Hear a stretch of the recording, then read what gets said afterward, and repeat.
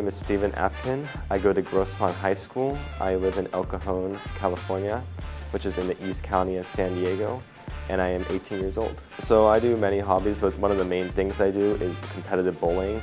For quite a few years now, ever since 2017, I've been doing competitive bowling nationwide. And I think that the coolest thing about that is I've been able to compete against the best bowlers from all around the country and the upcoming bowlers.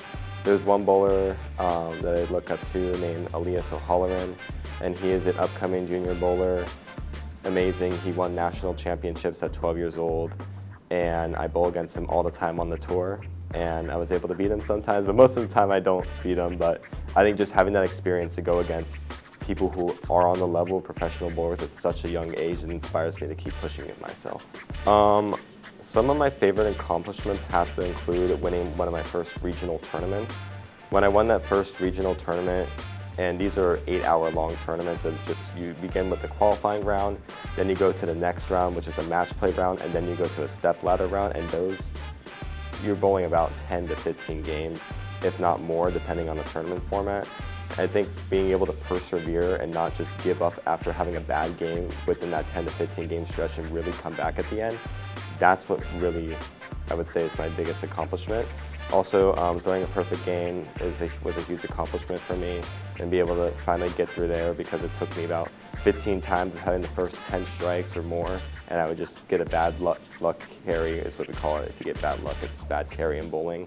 And when I got that bad luck, I would never just give up. I would just be like, okay, we got to get this game out of the head. I can't gloom on this all day. And the fact that I was able to move on and keep pushing until I finally got it was a huge accomplishment.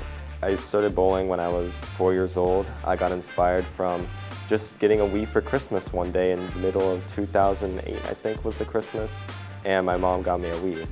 And when I got that Wii, the first game I ever played when I booted up the Wii at my grandma's house, because that's where we held our Christmas dinners, is Wii Sports. And the first game I saw in Wii Sports was bowling. And I said, "What's bowling?" to my mom.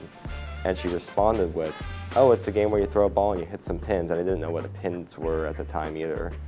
I just thought it was just something clowns juggled.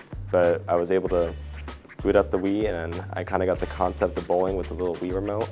One of the first shots I threw, I remember throwing it right at the TV, and it broke the TV. But right after that, I'm like, you know what, I need to do this in real life. So I went out and I bowled when I was 4 years old the next day after Christmas. And after that next day, I saw all these people curving the ball, and I'm like, what are they doing curving the ball? Why are they not just throwing it straight? And I learned all into the physics and everything that goes around bowling. And when I learned all the physics and the kinetic energy and everything that goes into a cover stocks, RG, when I go to a tournament, I just think, okay, so if this is going to be a shorter bowling pattern, so there's only going to be about 35 feet of oil, the standard is usually around like 40 to 43 feet, I would take a ball that is not as strong, because there would be more friction on the lane already. If the pattern was a little bit longer, then I would go to my bowling balls and like, okay, I'm going to take my strongest bowling balls out of my bag and throw them in such a way that would have so much power on it that it would drive through the oil eventually, and I'd be able to eventually overpower the pattern. So a lot of stuff goes into that, and also the way you drill a bowling ball. And if you drill it, there's two types of bowling balls, symmetrical and asymmetrical bowling balls. If you drill into a symmetrical bowling ball, that means the core is just, imagine it like a rock. It's just symmetrical, this little circle weight. But if you do an asymmetrical bowling ball, it'd be heavier on one side than the other, and you can feel it when you pick it up.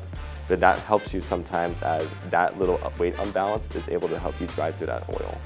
And I think that's just a part of the physics that goes into bowling, and so much more goes into it. I would say my favorite quote that kind of resonates with my life is from Thomas Edison. So when Thomas Edison was trying to improve the light bulb that was already invented, so it would just last longer times, what he was trying to do was get it to a point where we can have light not burn out after just 5 minutes of being up. So it would be a usable way of a light source for us to live and kind of change humanity during night. But when he was going through that process, he was trying a bunch of chemicals. He was just going through the lab all day long, and he was just sitting there. And after he found it, I believe it was some sterilized cardboard or something he used to get it up. I don't know off the top of my head. But after he did it, and everyone was like, well, why did it take you so long to do that? You put so much effort and money, and all these investors were putting into you, and you finally found it after all this time. And it's cool that you did it, but why so long? And he told those people, I have not failed 10,000 times. I successfully found 10,000 ways that will not work. And that kind of connects to me to the point where, for example, when I was doing my college essays, and every single English essay I've had to do for my class this year, it wasn't my first rough draft would work. It would be kind of a foundation for the path I was kind of going down with my argument or my thesis or whatever I was trying to do in that essay.